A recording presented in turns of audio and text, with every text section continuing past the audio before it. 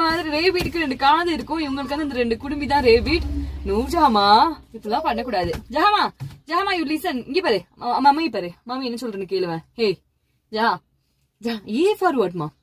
A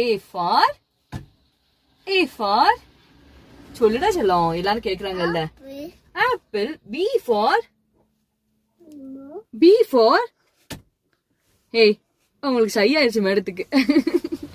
ஜஹாமா say bye. Say bye. Nurjan say bye-bye. Nurjan say bye-bye. Fix your watch.